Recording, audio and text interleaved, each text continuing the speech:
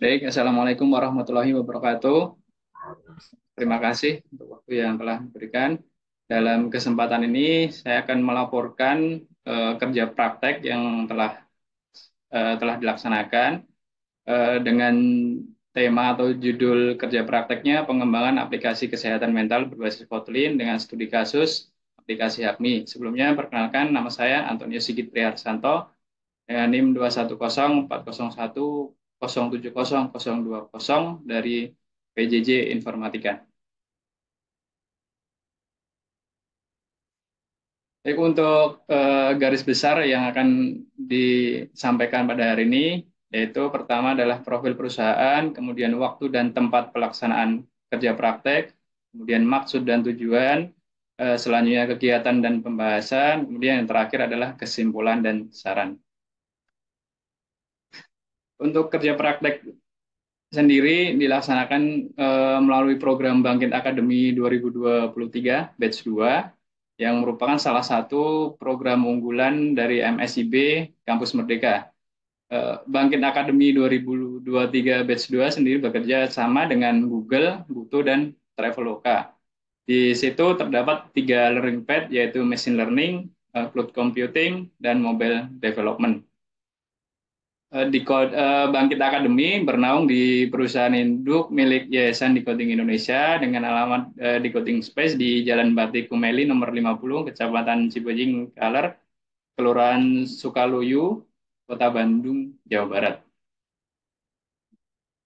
Pelaksanaan kerja praktek dilaksanakan dalam periode 14 Agustus 2023 sampai dengan 31 Desember 2023. Untuk jam kerjanya itu Senin sampai Jumat dengan waktu yang online schedule atau dijadwalkan secara online.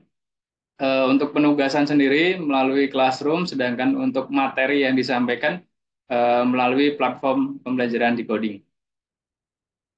Untuk maksud dan tujuan kerja praktek di Bangkit Akademi 2023 Batch 2 ini dimaksudkan untuk memenuhi persyaratan memperoleh gelar sarjana. Kemudian untuk memenuhi persyaratan kelulusan Bangkit Akademi 2023 Batch 2 itu sendiri, serta untuk mengimplementasikan hasil pembelajaran.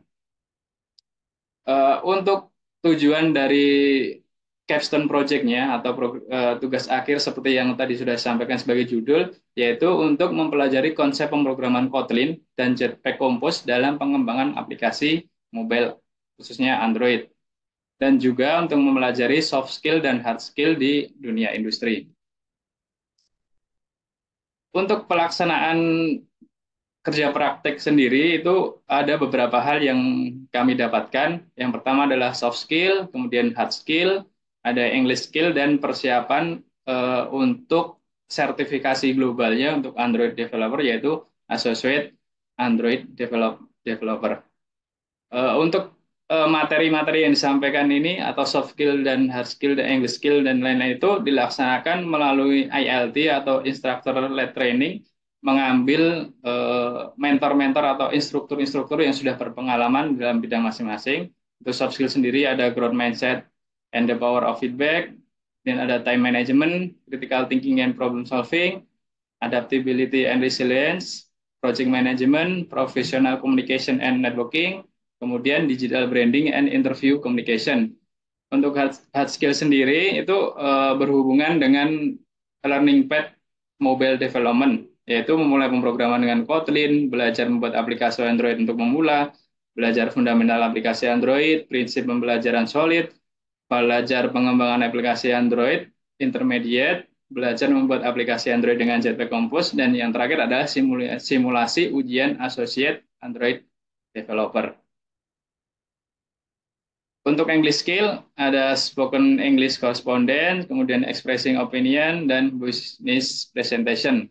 Untuk persiapan AAD ini, ada 3 proyek yang diberikan melalui platform decoding, dan di situ ada penilaian juga untuk mengukur seberapa siap mahasiswa ini untuk mengikuti eh, sertifikasinya tersebut. Kemudian untuk voucher sendiri sampai saat ini belum diberikan untuk sertifikasi AAD karena info terakhir yang dari Google sendiri belum dibuka untuk sertifikasi tersebut. Kemudian selama melaksanakan kerja praktek ini, tugas akhir kami dievaluasi melalui capstone project. Capstone project sendiri yang kami ambil adalah project based learning dengan fokus di mental health support application yang kami beri nama HACMI. Latar belakang utamanya yaitu karena isu kesehatan mental yang memerlukan perhatian khusus, baik itu yang dialami oleh pelajar, mahasiswa, karyawan, ibu rumah tangga maupun masyarakat secara umum. Capstone Project kami mengimplementasikan beberapa teknologi, ada RNN yang di situ fokusnya ke bidirectional long short term memory atau bidirectional LSTM, kemudian ada TensorFlow dan ada Google Cloud Service dan untuk mobile development-nya sendiri kami menerapkan Kotlin dan Jetpack Compose. Dataset yang digunakan untuk Capstone Project sekitar 2.432.229 data. Itu untuk 90%-nya kami gunakan untuk data training dan 2%-nya untuk data validation. Akurasi akhir yang didapat yaitu 88% untuk akurasi pelatihan dan untuk akurasi validasi sendiri yaitu 85%. Data validation di sini kita menggunakan 2% karena keterbatasan waktu juga sehingga model yang berhasil dilatih itu rawan untuk terjadinya overfitting. Rencana implementasi fitur sendiri untuk aplikasi yang kami kerjakan di Capstone Project yaitu analisis catatan dengan VLSTM, kemudian rekomendasi tempat healing terdekat berdasarkan analisis yang sudah dilakukan dengan VLSTM tersebut. Kemudian ada chat anonim untuk kenyamanan user sendiri. Kemudian ada maps yang berisi informasi tempat healing di sekitar user. Kemudian ada catatan history. Hasil pengujian aplikasi sudah berjalan secara umum, namun beberapa skenario dari black box testing gagal di beberapa fitur. Berikut ini beberapa tampilan dari aplikasi yang telah kami kerjakan.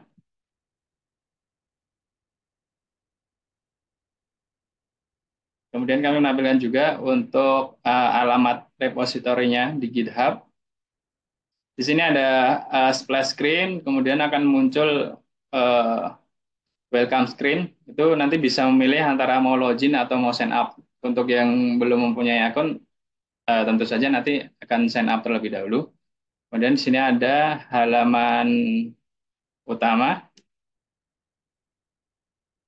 Di sini ada beberapa menu Your Recently Note, itu catatan yang terakhir di input oleh user. Dan ada Maps ini menampilkan eh, peta lokasi-lokasi terdapat untuk healing. Ini kalau diakses dari menu di bawah itu secara general. Kemudian nanti kalau misalnya aksesnya adalah melalui user menginput catatan, nanti akan lebih spesifik ke langsung ke suatu tempat yang direkomendasikan. Kemudian catatan ini untuk history catatan yang telah diinput oleh user. Kemudian di menu profil nanti bisa mengganti nama, kemudian memilih mode tema untuk tampilannya, apakah mode dark atau light, dan bisa mengganti password dan melihat kredit aplikasi atau informasi aplikasi. Untuk kesimpulan dari kerja praktek ya, telah kami laksanakan di program Bangkit Akademi 2023 Batch 2 ini, yaitu kerja praktek melalui Bangkit Akademi 2023 memberikan pengalaman proyek di dunia nyata, dan sertifikat yang kami dapat menunjukkan pemahaman atau penguasaan materi yang sudah disesuaikan dengan skala industri. Kemudian selain mendapatkan hard skill yang dari mobile development sendiri, peserta mendapatkan bekal soft skill dan English skill. Kemudian pengembangan aplikasi kesehatan mental berbasis Android bisa menjadi prospek sosial bisnis dalam fitur analisis catatan menggunakan deep learning dan rekomendasi tempat healing serta chat anonim. Aplikasi ini diharapkan dapat meningkatkan akses layanan kesehatan mental, mengurangi stigma negatif di masyarakat, dan menyediakan rekomendasi tempat healing untuk memperbaiki kualitas kesehatan mental penggunanya. Untuk kendala yang dihadapi selama pengerjaan Capstone Project Base adalah waktu yang terbatas. Untuk Capstone sendiri adalah 1 bulan. Untuk saran untuk instansi, mungkin bisa memperhatikan pembagian kelompok capstone dilakukan di awal supaya peserta memiliki gambaran capstone akan membuat apa itu lebih awal. Dan sesi diskusi dengan advisor dilakukan dari tahap perencanaan supaya tidak merubah konsep yang sudah berjalan. Untuk pengembangan proyek sendiri dapat dilanjutkan dengan implementasi TensorFlow ke dalam Kotlin untuk fitur analisis catatan, kemudian implementasi API untuk Maps dan fitur chat, serta optimasi backend untuk peningkatan jumlah pengunjung. Demikian yang dapat kami laporkan. Untuk kritik dan saran sampaikan. Terima kasih. Wassalamualaikum warahmatullahi wabarakatuh.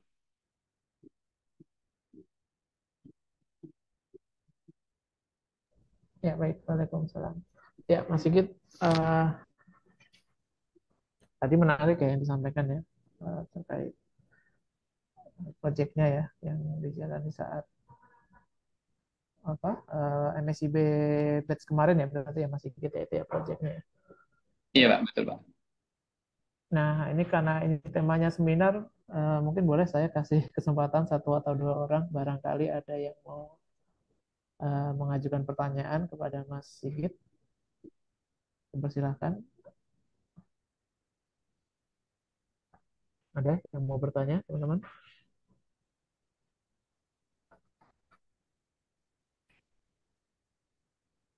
Oke.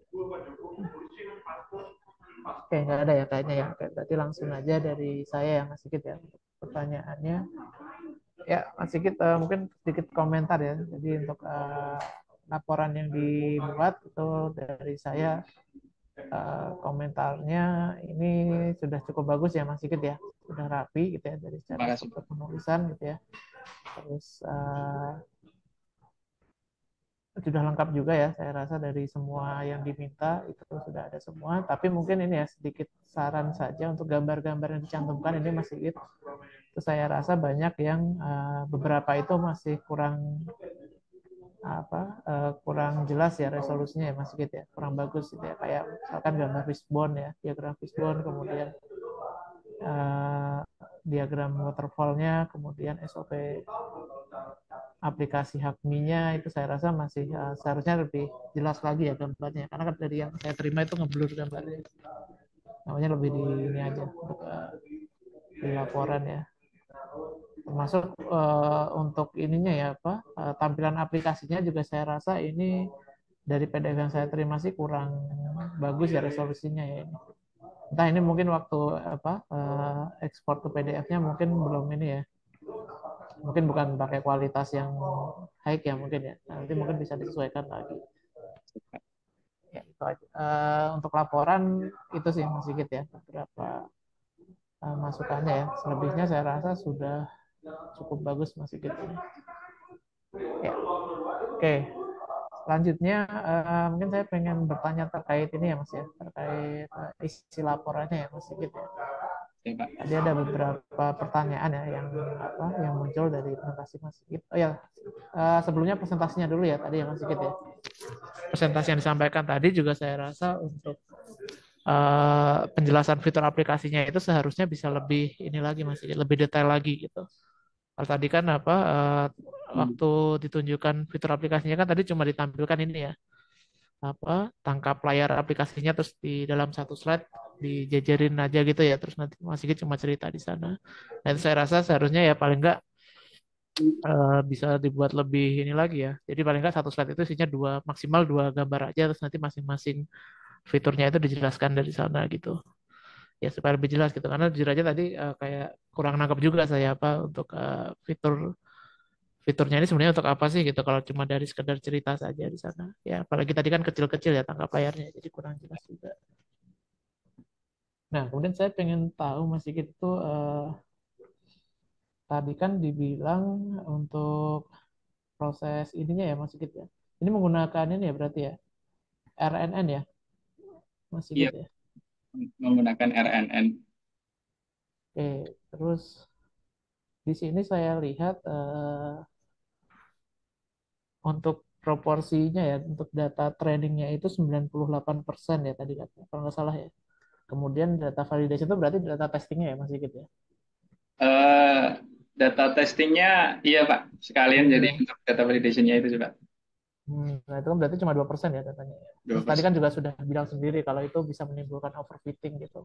Iya, Nah, betul. itu kenapa nggak diperbesar Mas Sigit untuk proporsinya? Kemarin itu pertimbangan waktu Pak, karena waktunya sangat mepet. Terus yang dari kebetulan untuk yang mengerjakan modelnya itu kan sudah beda divisi Pak. Saya fokusnya ke mobile-nya, kemudian untuk yang mengerjakan itu dari tim machine learning. Ini menurut penjelasan dari teman-teman di machine learning ini keterbatasan waktu dengan dataset yang lumayan besar Pak, yang dari 2 juta sekian Hmm, itu kalau misalnya menggunakan proporsi yang biasa misalnya 80-20, ditakutkan nanti untuk trainingnya itu waktunya lama, sedangkan untuk yang menggunakan 98/2% saja validasi nanti kemarin waktunya lumayan lama gitu Pak. Dan sekaligus untuk eksperimen aja gitu untuk penjelasan dari teman-teman kemarin Pak. oke. Ya betul Mas Gita tadi ya betul ya tadi karena kalau terlalu kecil ya data perbandingan antara data testing sama trainingnya itu akan ya tadi udah dibahas sendiri ya sebenarnya tadi ya, masalah overfitting itu rawan muncul gitu sebenarnya. Terus kalau tadi pembagian kerjanya bagaimana sih? Ini kan berarti berkelompok ya. Jadi untuk bagian kerjanya seperti apa Mas Sigit? Mas Sigit bagian apa? Terus yang lainnya itu siapa saja yang mengerjakan? Oh, Boleh siap. diceritakan nggak? Baik, Pak. Untuk Capstone Project Base ini, Pak, anggotanya 6 sampai 7 orang. Untuk kebetulan kami kemarin 7 orang, Pak. Jadi pembagiannya di machine learning itu 3 orang. Kemudian di bagian cloud computing untuk deployment-nya itu ada 2 orang, Pak. Dan dari ini kebetulan dari kampus kita juga ada Mas Iwan sama Mbak Julia. Kemudian untuk yang mobile development itu ada 2 orang, ada saya dengan satu lagi dari UPN Veteran Jawa Timur. Untuk pembagian tugasnya, kemarin saya lebih ke UI-nya. Sebenarnya sama-sama UI, Pak. Ada cuma beberapa tampilan aja, sama yang diimplementasinya juga dibaginya beberapa fitur gitu, Pak, bagiannya. Oh,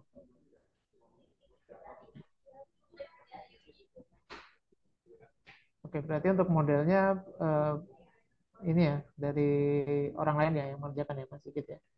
Model Iya, Pak. develop. Terus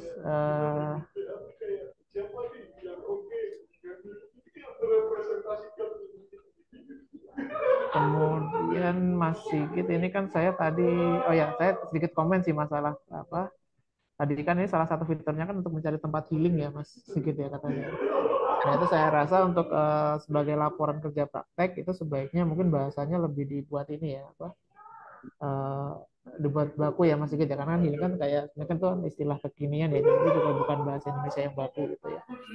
Mungkin bisa dipakai istilah yang lebih inilah lebih baku gitu ya karena kan kita apa untuk mata kuliah kerja praktek ini sebaiknya ya mungkin apa ya istilahnya ya tempat rekreasi atau tempat wisata gitu mungkin atau Ini mungkin kalau betul. gimana gimana eh, Eh, Pertimbangannya menggunakan ini healing itu Pak, karena ada referensi yang memang penelitian dari bidang kesehatan Pak, healing itu lebih ke memperbaiki mental Pak, bukan bukan untuk healing healing ke rekreasi atau apa, tapi lebih ke memperbaiki mentalnya sendiri Pak. Jadi kita menggunakannya healing atau penyembuhan Pak. oke oke oke Oke, terima kasih Pak. oh ya ini saya baca referensinya ada ya Pak pakai dari istilahnya self healing ya ini ya kalau bahasa Ya, ininya Pak. ya. Ya, oke oke ya ya kalau memang seperti itu berarti ya bagus memang apa ya sebaiknya pakai kata healing saja berarti Oke, kemudian ini, nah tadi kan dari uji black box-nya tadi kan dari Mas Sigit bilang ada beberapa fitur ya yang nggak berjalan ya, Mas Sigit ya. Iya, Pak. Nah itu kira-kira kenapa Mas Sigit? Boleh ini nggak dari analisisnya Mas Sigit dan kawan-kawan ini seperti apa kira-kira? Kenapa Kemarin, tidak? ya, makasih Pak. Kemarin kendalanya lebih ke waktu, Pak. Karena apa ya? Untuk waktu capstone sendiri kan diberikan waktu 1 bulan, sedangkan dalam waktu 1 bulan itu kita masih mengikuti IELTS sessionnya yang dari Bangkit sendiri, Pak. Jadi kita masih mengikuti pembelajaran sambil mengerjakan capstone-nya. Jadi waktunya terbagi, jadi nggak bisa fokus ke capstone itu sendiri, Pak. Jadi lebih ke belum terimplementasikan secara keseluruhan untuk fitur utamanya malah kami belum sempat memasukkan, Pak. Untuk mengimplementasikan belum sempat, seperti hasil analisisnya itu yang dari model dari machine learning dari TensorFlow itu belum sempat diimplementasikan, Pak. Gitu, Pak. Oke, oke, baik. Nah, berarti gimana nih untuk kedepannya rencananya seperti apa nih Mas Sigit dan tim ini? Apakah ini akan di upgrade ya atau diperbaiki? Apakah ya sudah seperti ini saja gitu Mas Sigit? Kalau mau diperbaiki ya nanti kedepannya mau digunakan untuk apa ini aplikasinya? Boleh ceritakan nggak Mas Sigit? Makasih, Pak. Untuk rencana pengembangan ke depan ada sih, Pak. Kebetulan ada Mas Iwan dengan Mbak Julia juga kan yang kemarin satu tim.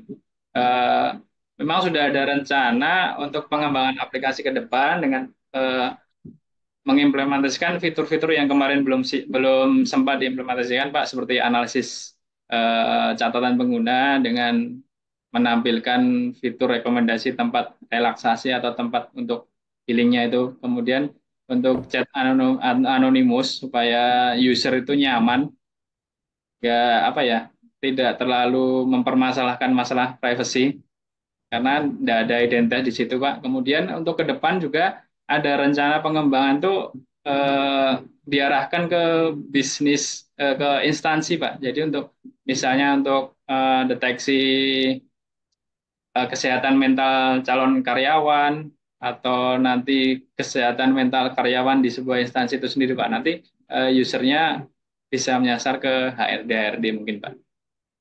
Oke. Makasih, Pak. Ya, oke. Oh, ya tadi sebenarnya ada satu yang kurang ini Mas Sigit, apa yang saya kurang nangkep gitu ya maksudnya ya. Masalah tadi kan fiturnya kan ada ini ya, ada berapa ya tadi? Ada 4 atau 5 ya fitur utamanya. Yang seperti pertama kan kayak eh, analisis ini ya kesehatan mental ya Mas Sigit ya kalau nggak salah ya. Iya, Pak, Benar betul, Pak. nggak? Benar. Nah itu bentuk analisisnya gimana Mas Sigit? Apakah orang ini nanti akan didiagnosis tertentu atau seperti apa Mas Sigit? Soalnya saya lihat dari tangkap layarnya sih ini kayak cuman positif atau negatif saja gitu. Apakah seperti itu atau gimana Mas Sigit nanti? Baik, Pak, terima kasih. Ya, betul, Pak. Untuk yang basicnya ini, Pak, yang kemarin memang rencana diimplementasikan, sementara itu hanya menampilkan klasifikasi aja. Nanti dibagi 3 klasifikasi, Pak. Ada positif, negatif, dan netral. Kemudian nanti ada rekomendasi tempat healing itu berdasarkan hasil klasifikasi tersebut, Pak. Nah, kemudian untuk rencana pengembangan ke depannya itu baru nanti memang benar-benar analisis, Pak. Kemudian akan ditambahkan juga untuk misalnya kayak apa ya, referensi bacaan untuk meningkatkan mood atau sebagai mood boosternya gitu, Pak. Dan ada rencana juga memang bekerja sama dengan ahli dalam hal ini mungkin psikolog gitu, Pak ya. Jadi usernya nanti bisa konsultasi langsung dengan psikolognya. Nanti bisa menggunakan fitur yang gratisnya atau ada fitur untuk premiumnya, Pak. Rencana ke depan seperti itu, Oke, Pak. oke. Oke, oke, sip, sip. Ya, udah nangkep tadi maksudnya. Sigit. Oke, dari saya cukup sih Mas Sigit mungkin ini sudah bagus ya tadi sudah pernah tanya jawab juga. Oh ya sama terakhir ini daftar pustaka Mas Sigit ya tadi kelewat.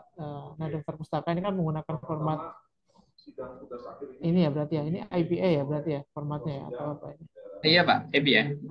Nah, kalau EBA itu daftar pustaka itu dibuat ini masih sesuai abjad ini ya urutannya. Oh siap Pak. Nah, ini kan jadi kalau yang pertama jadi yang kedua itu jangan langsung W ini. Yang W itu ya belakang belakang berarti. Diurutkan aja sih itu ya, cuma Iya. supaya nanti mudah kita nyari ininya, Oh iya. nyari Siap Pak. Kemarin karena belum dapat referensi Pak, jadi saya urutkan dari apa namanya referensi-referensi yang diambil duluan tuh saya taruh di atas, kemudian ke bawah ke bawah ke bawah gitu sesuai materinya gitu Pak. Karena Pak. ya. Nah, kalau IEEE emang gitu urutannya sesuai dari yang Sesuai pertama. abjad Pak ya. Iya. Makasih Pak. Oke. Ya, itu saja mungkin ya, Mas Sigit ya dari saya. Sudah cukup bagus. Nanti ya tadi ya mungkin apa beberapa catatan ya meskipun nggak banyak tadi silakan diperbaiki ya Mas Sigit ya. Nanti setelah itu baru dikumpulkan kembali ke LMS gitu ya. Baik. Terima kasih banyak Pak Sahid. Ya, oke. Ini seminar pertama ya berarti ya Mas Sigit ya untuk Iya semester Pak. ini ya. Iya. Ya, sudah dibuka dengan cukup baik ya. Nanti semoga teman-teman yang lainnya juga bisa mengikuti. Insya Allah. Amin. Semoga teman-teman menyusul Pak. Oke. Oke, sudah. Silakan boleh ditutup Mas Sigit untuk presentasinya. Baik, terima kasih Pak Said selaku penguji untuk seminar kerja praktek PJJ Informatika tahun 2024 ini. Terima kasih untuk saran serta arahan sebagai evaluasi dari kerja bakti yang telah kami lakukan untuk kedepannya. Revisi akan segera eh, kami perbaiki. Terima kasih Pak Said. Assalamualaikum warahmatullahi wabarakatuh. Waalaikumsalam warahmatullahi wabarakatuh. Oke, terima kasih ya Mas Sigit.